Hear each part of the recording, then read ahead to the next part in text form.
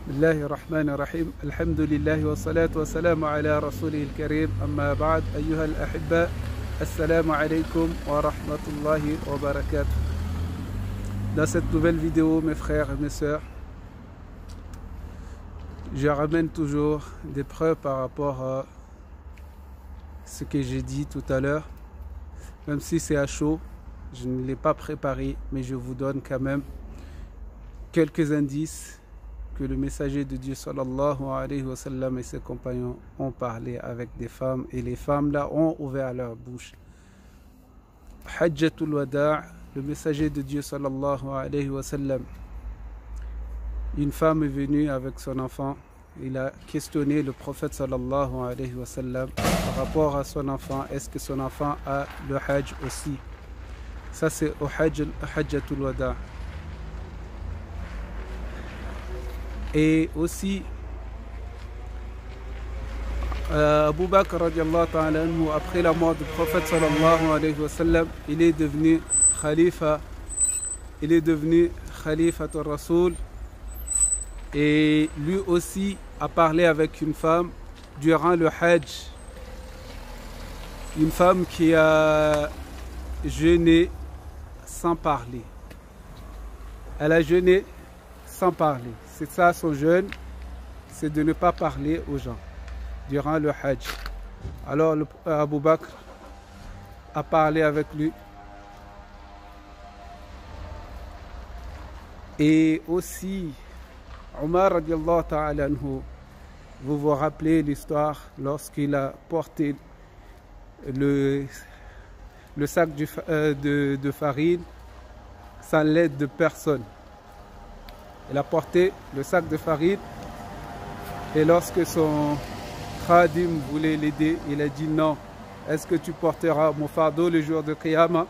Et c'était pour une dame avec des enfants qui étaient au faubourg de Médine, qui attendaient et qui disaient du mal de Omar. Et durant la nuit, Omar, il faisait toujours des visites pour voir si tout va bien. Et il a rencontré cette femme, il a parlé avec cette femme, il est parti pour prendre le gros sac de farine et amener jusqu'à là, et a préparé lui-même le repas pour cette dame et ses enfants. Alors, ça, c'est des preuves sur la vie du prophète et des compagnons. Et beaucoup de preuves sur la vie du prophète, des femmes qui viennent, qui demandent des choses, comme la dame qui a demandé au prophète sallallahu alayhi wa sallam par rapport au paradis. Et le prophète sallallahu alayhi wa sallam a répondu que les vieilles dames n'entreront pas, les vieilles personnes, il n'y aura pas de vieilles dans le paradis. Qu'il n'y aura pas de vieilles dans le paradis. Et cette femme-là a pleuré, et que le prophète sallallahu alayhi wa sallam l'a consolée. Vous connaissez tous, il y a beaucoup de choses qui s'est produites à l'époque du prophète sallallahu alayhi wa sallam que nous connaissons tous. Alors, arrêtons de dire que la voix d'une femme est awra. La voix d'une femme n'est pas une nudité.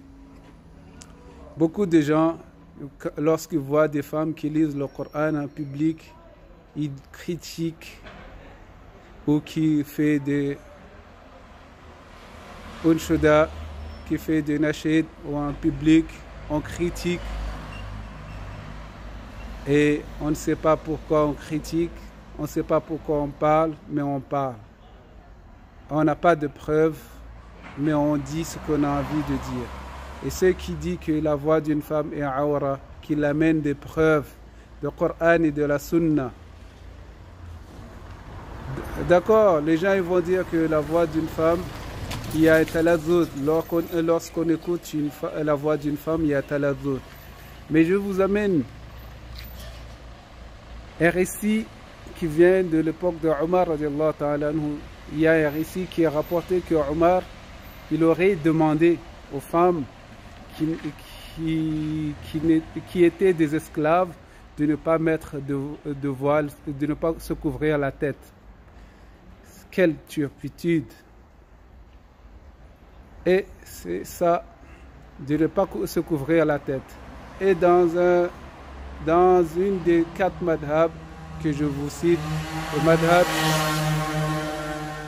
madhab al-Shafi'i dit que la aura de la femme esclave est comme la aura d'un homme, c'est-à-dire du nombril jusqu'aux genoux. Ça, c'est dans le madhab al-Shafi'i. Quelle turpitude, quel mal!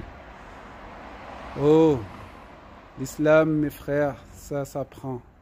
L'islam, ce n'est pas ce qu'on entend, ce qu'on voit, et on pense que c'est cela, mais il faut des preuves. Il faut des preuves. Donc, mes frères, mes sœurs de foi et de cœur, allez chercher. Au lieu de dire que la voix d'une femme, c'est aura. Le visage d'une femme aussi n'est pas aura. Sinon, le hajj n'aurait pas été valable. Si le visage d'une femme est aura, le hajj n'aurait pas été valable. Parce que comment Dieu aurait pu laisser les gens se découvrir le visage pour le hajj alors que c'est aura? Alors le hajj n'aurait pas été valable. Et à l'époque du prophète sallallahu alayhi wa sallam, ce n'est pas toutes les femmes qui se couvraient le visage, mais c'était seulement les épouses du prophète sallallahu alayhi wa sallam. Et certaines filles, pas beaucoup, quelques-unes. Et si c'était aura, alors Omar n'aurait pas laissé les femmes être découvertes du visage. Alors, mes frères, mes sœurs, arrêtons de dire des choses qui ne sont pas fondées sur l'islam. Arrêtons de dire des choses qui ne sont pas islamiques. Et on l'amène à l'islam. Wa jazakumullah khair. Wassalamu alaykum wa rahmatullahi wa barakatuh. Et si la voix d'une femme, il y a un taladdoud, le fait de laisser les cheveux en l'air aussi, il y a un taladdoud, de voir le visage d'une femme aussi, il y a un taladdoud. Donc tout ça aurait été interdit à l'époque du prophète sallallahu alayhi wa sallam. Alors que Dieu ne l'a pas fait, pourquoi aujourd'hui on veut l'interdire? Arrêtons d'inventer l'islam. L'islam, c'est déjà fait. Wassalamu alaikum. Ila al-liqa.